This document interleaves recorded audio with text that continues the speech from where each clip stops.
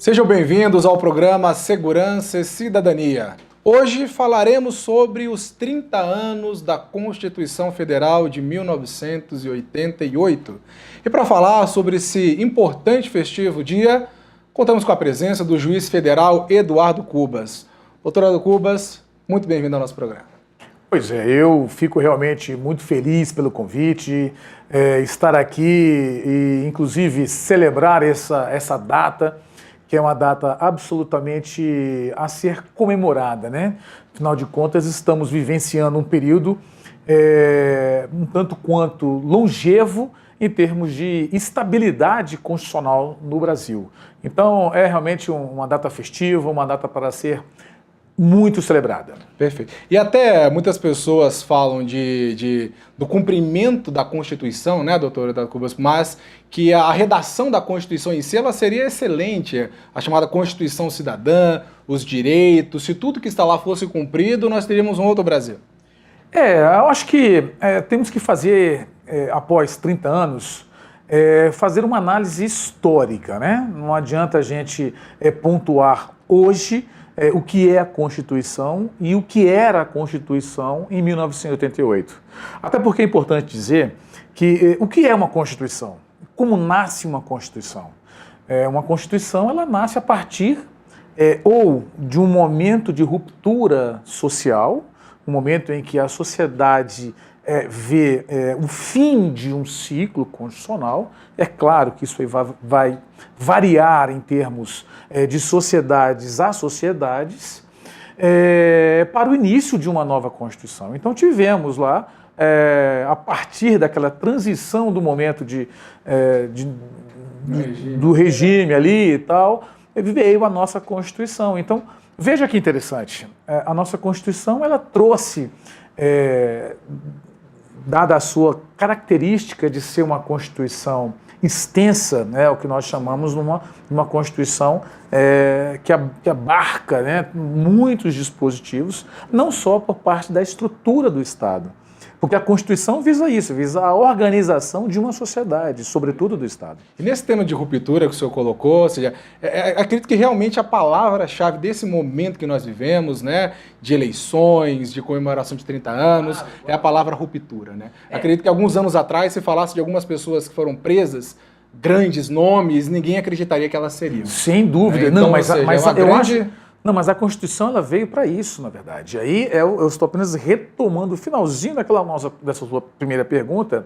Por quê? Porque a característica da nossa Constituição foi exatamente, simplesmente ela, dado aquele momento que nós vivenciávamos, né, na sociedade brasileira, a Constituição brasileira, ela simplesmente se colocou tudo nela.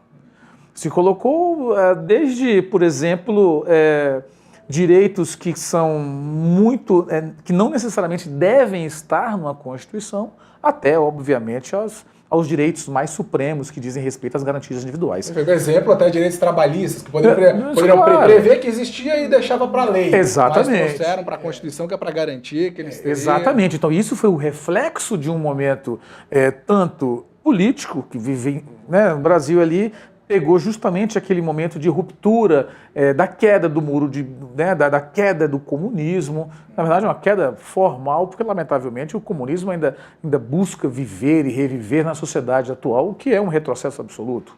Mas isso, de uma certa maneira, faz parte desse pluralismo do pensamento democrático, né? Então, essa que é a grande questão. A nossa Constituição ela é tão, digamos assim, mãezona, né? Falando português mais de fácil acesso às pessoas, que nela tem de tudo. Então, isso é bom, isso é ruim. Se a gente comparar com outras constituições, como a Constituição americana, por exemplo, que é a chamada Constituição sintética, ela tem poucos dispositivos e deixa exatamente para que o Congresso possa exercer o seu papel, que é legislar. E até vamos avançar então num ponto já um pouco mais polêmico, então, doutor, e eu sei que o senhor não se furta de participar desses debates, o senhor fala abertamente, exato. Né? Ou seja, o guardião da Constituição não é, nela previsto é o Supremo Tribunal Federal. E até algumas pessoas se questionam se seria salutar o número de vezes que o Supremo aparece na mídia, em todos os grandes casos. O Supremo está o tempo inteiro aparecendo. Não é? E algumas decisões do Supremo são consideradas polêmicas, não opinião pessoal, mas é o que a gente vê sendo manifestado tanto nas redes sociais quanto na mídia. Exemplo, a questão do aborto, que é considerado crime, mas o Supremo tende a flexibilizar, não, até tantos meses, não. A questão da... Isso ainda não foi completamente Exato, decidido, ou seja, né? aí tá todo esse debate acontecendo ali no Supremo, a questão também do impeachment que nós passamos, que é um fato notório, né, sem emitir nenhum juízo de valor, mas tem o próprio ministro Dias Toffoli, que assumiu a presidência, ele questionou a decisão que o Supremo adotou, relativizando um pouco a decisão da Câmara no afastamento da então presidente Dilma, a questão do candidato, do deputado federal Jair Bolsonaro, sem entrar também na questão mais relativizando a imunidade, se teria ou não. Como o senhor vê o papel do Supremo Tribunal Federal nessa defesa da Constituição? Eu volto a essa colocação inicial nossa, porque nós estamos tratando, inclusive o próprio nome do programa chama-se Segurança e Cidadania. Então, eu disse há mais ou menos uns 5 anos atrás que, lamentavelmente, o Supremo, que tinha esse papel de guardião da Constituição, eu digo isso abertamente e são fatos. O Supremo foi aquele primeiro órgão que, na condição de ser o garantidor da Constituição, foi o primeiro que traiu a Constituição. Você pode pegar, por exemplo, quando o governo Collor, já que estamos falando de aniversário, por que não falar desde o seu nascimento, desde os seus pequenos passinhos, digamos assim, como criança constitucional, até os dias de hoje, onde você coloca e bem pontua essa questão. Você pega, por exemplo, na questão do confisco que houve das contas da poupança. Você imagina que hoje seria possível se um governo eleito democraticamente pudesse simplesmente saquear a conta bancária, saquear a poupança nacional, e o Supremo, que é um órgão que era o órgão ao momento de realmente colocar um basta nos governantes, que essa é uma das funções da Constituição, é justamente proteger o cidadão contra os abusos dos governantes, e o Supremo simplesmente se colocou de joelhos ali naquela situação, sem tomar a devida observância ao direito constitucional, por exemplo, que está esculpido lá no artigo 5º, que fala que a propriedade privada ela é uma garantia individual contra o Estado. E é bom que ressalte para quem está nos assistindo que o doutor Eduardo Cubas, juiz federal, ele também é presidente da União Nacional dos Juízes Federais. Então, muitas vezes, algum posicionamento, alguma crítica, que até representa um colegiado, claro, né, que às vezes, enquanto juiz, o pessoal fala assim, poxa, mas atuando em determinados pontos, determinadas críticas, mas enquanto associação e presidente de associação, a Unajuf tem atuado e se posicionado nesses aspectos sociais também, né? Sem dúvida. Essa talvez tenha sido uma grande característica, né? Esse aprimoramento, esta evolução da magistratura frente ao processo constitucional. Porque, lamentavelmente, a justiça brasileira, isso tem que ser dito, aliás, eu coloco nem dito, é gritado.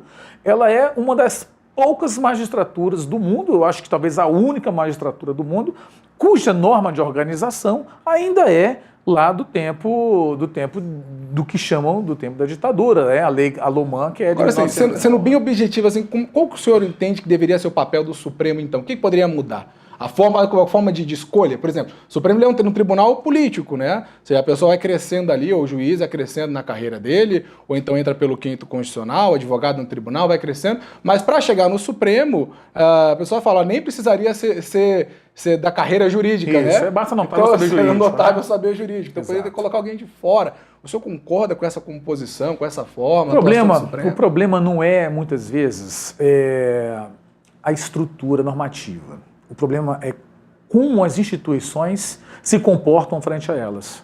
Você pode pegar agora, recentemente, nos Estados Unidos, por exemplo, está tendo um processo de indicação de ministros do Supremo lá, na Corte Americana.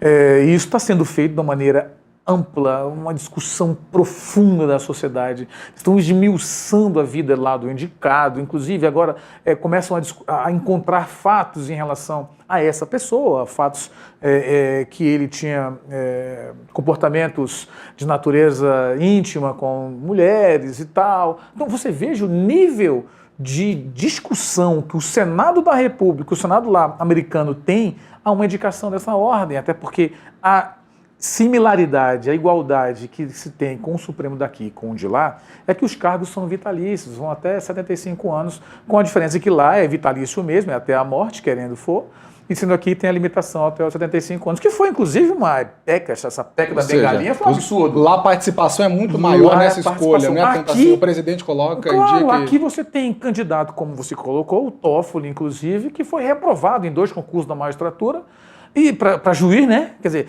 o indivíduo que não teve condições intelectuais de passar no concurso em 2 vezes para se virar juiz, ele consegue virar ministro supremo. Ou seja, é um absurdo. Ou seja, é o funcionamento das instituições que não estão. Isso explica, inclusive, por que nós temos mensalão no Brasil, porque o legislativo é completamente cooptado pelo Poder Executivo, os parlamentares não exercem o seu papel institucional. Tem algumas dúvidas que a pessoa começa... Ou seja, nós temos muita coisa que falar. A pessoa começa a estudar algumas regras, que a pessoa fala assim, olha, o judiciário mandou a proposta de aumento de salário para o legislativo. A pessoa fala assim, peraí, quem concede o aumento de salário dos ministros supremos? É o Congresso. E quem que julga os membros do Congresso? São os ministros supremos. Quem que escolhe o ministro supremo? Presidente. Quem julga o presidente? O ministro supremo. A gente vê que a regra é montada dentro de um sistema que quem está de fora se depara e fala assim, peraí, parece que foi feito para isso. E por isso que nós queremos até chamar quem está nos assistindo agora para nos acompanhar no segundo bloco, o aprofundamento desse debate com o juiz federal Eduardo Cubas, que é um grande conhecedor desse tema, um grande conhecedor da Constituição, e vamos continuar debatendo o que foi de avanço, o que teve de retrocesso nesses 30 anos de Constituição Federal. Nos acompanhe.